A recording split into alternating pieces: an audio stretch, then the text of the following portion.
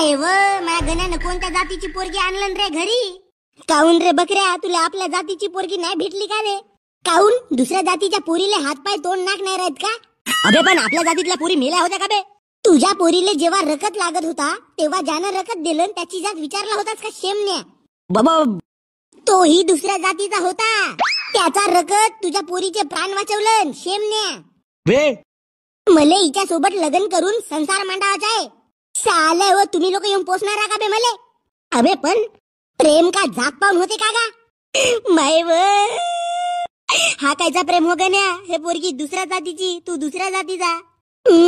जाती जाती करत आल्या म्हणून तसे गुल्ल्यावानी जीवन जगत आव. आपल्या जातीचा मान सन्मान असावा पण दुसऱ्या जातीला कमी नाही लेखावा. काजी हट माये, मला नको विचारू. माझे 300 रुपये दे आणि मला जाऊ दे घराले. अजून भरपूर गिराईक करावाचे आहेत मले. लग्न करावासाठी तू दुसरी पोरगी पाय बकऱ्या. मटण खातील तर पूर्ण खुश होऊन जातील. त्या गोटे खायला तुम्ही मटण बनवून दिला. लोकांच्या चपलाचा मार खाया आज मटण खाईल. बकऱ्या गण्या असा नाही बोलू. मग कसा बोलू? 5-5 मिनिटानं पाणी पडल्यासारखा तू दाजीला बोलतेस. अरे त्याच्या मनाले का वाटत असेल? मनाले वाटला असता तर घर सोडून गेला असता. घरात डाका टाकल्यासारखा बसू नये. त्याला कायची लाज शरम व? हे पाय किती बोलतेस रे बापू तू. बापू एवढा नाही बोलावा. तुले सांगतो आई, त्या दिवशी दारू ढुसून आले. बकऱ्या काही सांगतेस का? माझा जावई दारू नाही पे. मग मूत पेते शेळीचा. अहो तुम्हाला कोणत्याच गोष्टीवर विश्वास नाही बसत का हो? हे पाय माय डिअर आई, म्हणलं होतं तुला लग्नासाठी करू नको घाई. आता किती सोसत असेल व माझी पारूबाई. गण्या येथून जा नाही तर तुला मारतो फेकून कडई. जातो दाखव मला बकऱ्याची 2 पीस शिजले का तर पाहू दे. कशी का खाव सुटली आहे मला. जावईच्या पहिलं तुला कसा देऊ? अव किती जावई कर. तांदूळ सरले या सासऱ्याच्या घरी, डाळ सरली या सासऱ्याच्या घरी, तिखट सरला या सासऱ्याच्या घरी, मीठ सरला या सासऱ्याच्या घरी. अबे काही तर घेऊन खात जा. हा असा दाजी असल्यापेक्षा माझी बहीण कुवारी मेलेली बरी.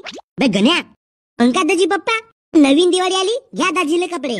शिमगा आला घ्या दाजीले कपडे. संक्रांत आली घ्या दाजीले कपडे. अजी पप्पा तुम्ही घेऊन नसता दिला ना तर हा दाजी नंगा फिरला असता. बहीण माय जन्म घेऊन यानं कोणता पाप केलं तर? केवढ्यानं बोलते जी हा तुमचा पोरगा मले. याले भाने नसे का मी याचा दाजी हो? आता मदत लागली तर सासऱ्याच्या घरी नाही तर कुठे जाऊ? सांगा तुम्हीच सासरे बुवा. नाही बरोबर आहे. का बरोबर आहे जी? दाजी हलवते मान, तुम्ही वागते आणि देते आपली. गण्या हे पाय गण्या, तू जर का असे नखरे करशील तर उद्या जाऊन मी तुझ्या जमिनीतून अर्धा हिस्सा घेईन. तू विसरू नको मीही तुझी बहीण हो, हाय माझा बाप हो. हा आता बोलली पाय माझी बायको. तुझ्या बायकोच्या कपारावरचा कुंकू मिटव का?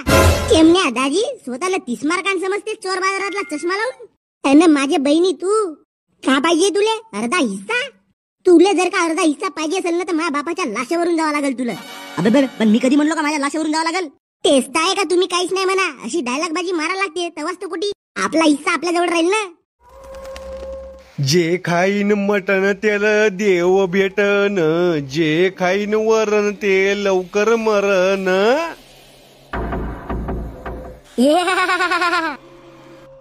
कोण आहे तू? मी भूत.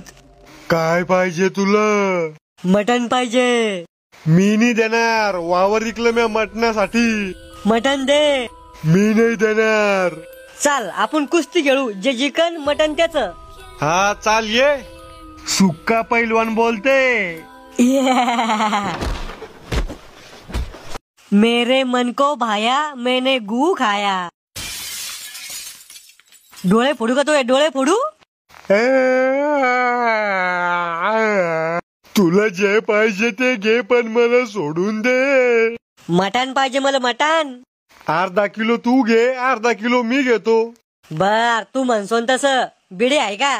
हा आहे ना. दे बार का एक.